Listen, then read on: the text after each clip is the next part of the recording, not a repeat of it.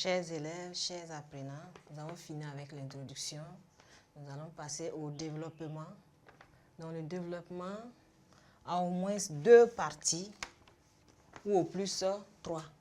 Chaque partie comprend une introduction partielle, des paragraphes ou sous-parties, une conclusion partielle et se termine par une transition.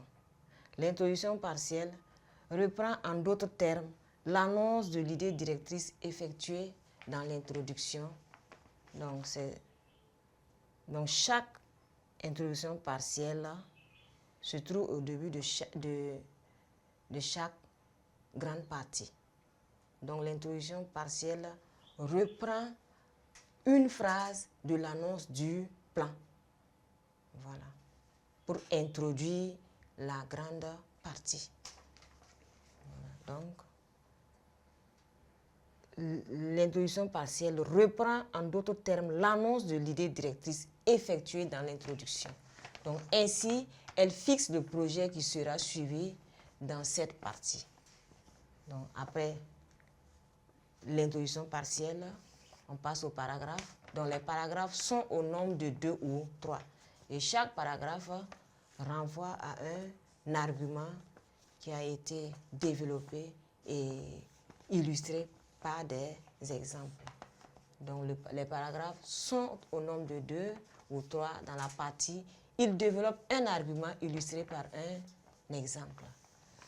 Et on peut avoir... Donc, après les 2 ou 3 paragraphes, on passe à la conclusion partielle pour montrer que ce qui a été dit dans l'introduction partielle est vérifié. Donc, la conclusion partielle reprend brièvement la démonstration. Donc, des mots de liaison sont utilisés pour relier les idées entre elles. Donc, pour passer d'un paragraphe à un autre, il faut utiliser des mots de liaison. Voilà.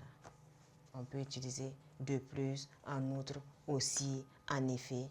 Donc, cela dépend de la relation qui existe entre les différents paragraphes. Voilà.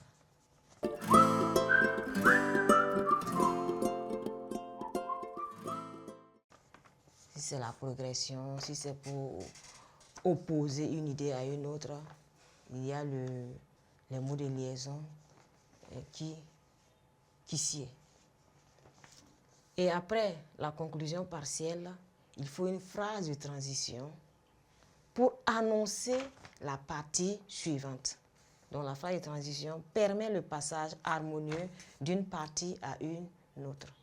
Donc voilà le travail qui doit être fait dans chaque partie. Si on a 2 parties, on doit avoir ce même travail-là dans les 2 parties. Si c'est 3 parties, donc on fait la même chose dans les 3 parties. Et après, on passe à la conclusion. Donc on a fini avec le développement. Nous allons passer à la conclusion qui est la dernière étape. On a fini avec le développement. Nous passons à la conclusion.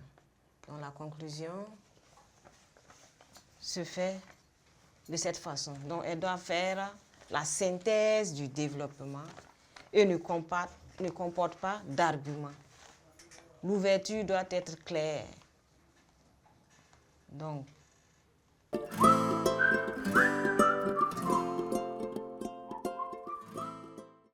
pour me résumer, la conclusion comporte 3 étapes. Le bilan, des idées développées, ensuite un point de vue personnel sur le problème posé dès l'introduction et l'ouverture vers un autre sujet de réflexion lié à celui qui a motivé la dissertation. Donc, on fait d'abord le bilan, ensuite on donne le point de vue et on termine par l'ouverture. Et l'ouverture, c'est un autre sujet plus vaste. Voilà. Donc, on a fini avec la méthodologie et nous allons passer à un exercice d'application de la dissertation. Donc, je vais vous donner un sujet sur les progrès scientifiques et technologiques.